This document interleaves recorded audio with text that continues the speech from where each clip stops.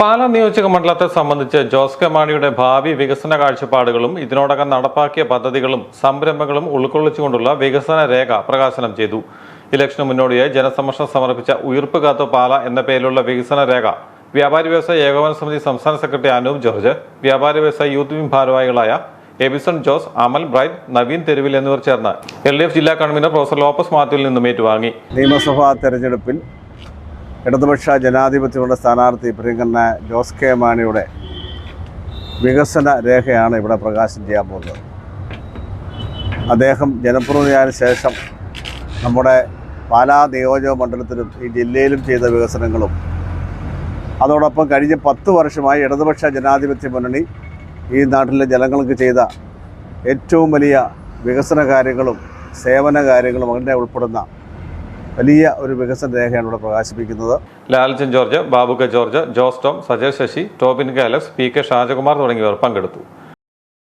Indian പാർലമെൻറ്റിലെ ഏറ്റവും പ്രഗത്ഭനായ MP-യും വികസനത്തിൻ്റെ രംഗത്ത്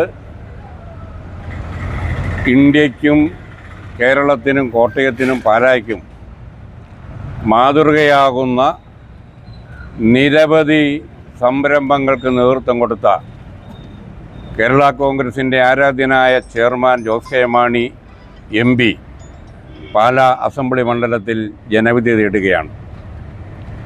മഹാനായ മാണി സാറിൻ്റെ ചരിത്രമുറങ്ങുന്ന പാലായുടെ മണ്ണിൽ ഈ പാലായുടെ വികസനത്തിൻ്റെ നാനാ മേഖലകളിൽ ചരിത്രം സൃഷ്ടിക്കാൻ ജോസ് കെ മാണിക്ക് കഴിയും.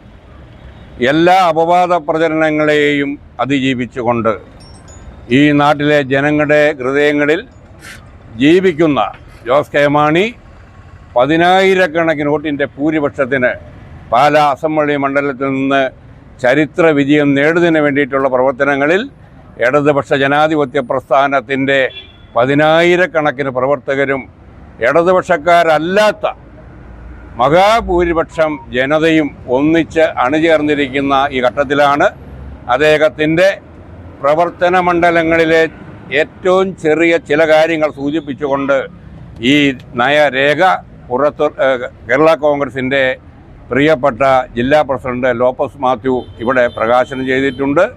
അദ്ദേഹത്തിൻ്റെ ചരിത്ര വിജയത്തിന് വേണ്ടി നമുക്ക് ഒരുമിച്ച് പ്രവർത്തിക്കാമെന്ന് സൂചിപ്പിച്ചുകൊണ്ട് ഞാൻ എൻ്റെ വാക്കുകൾ അവസാനിപ്പിക്കുന്നു. മാണിസാറിന്റെ കാലത്ത് നിർമ്മാണം പൂർത്തിയാക്കിയ പദ്ധതികൾ പോലും മുന്നോട്ട് കൊണ്ടുപോകാൻ നിലവിലെ MLAക്ക് കഴിഞ്ഞിട്ടില്ല. Pala KSRTC complex, stadium gallery, town amenity centre, riverview road, Marian junction bypass, നെല്ലിയാനിലെ മിനി സിവിൽ സ്റ്റേഷൻ എന്നിവ ഏതാനും ഉദാഹരണങ്ങൾ മാത്രം. ഇല്ലിക്കക്കല്ല്, ഇലവിഴാപ്പുഞ്ചിറ, അയ്യമ്പാറ തുടങ്ങിയ വിനോദസഞ്ചാര കേന്ദ്രങ്ങളുടെ സാധ്യതകൾ കണ്ടെത്തി പുതുതായി ഒരു പദ്ധതി പോലും ആവിഷ്കരിക്കാനും MLAക്ക് കഴിഞ്ഞിട്ടില്ല. വികസന കാര്യത്തിൽ MLA പരാജയപ്പെട്ടിടത്ത് ജോസ് കെ മാണി വിജയിക്കുന്ന കാഴ്ചയാണ് കാണുന്നതെന്ന് LDF നേതാക്കൾ പറയുന്നു.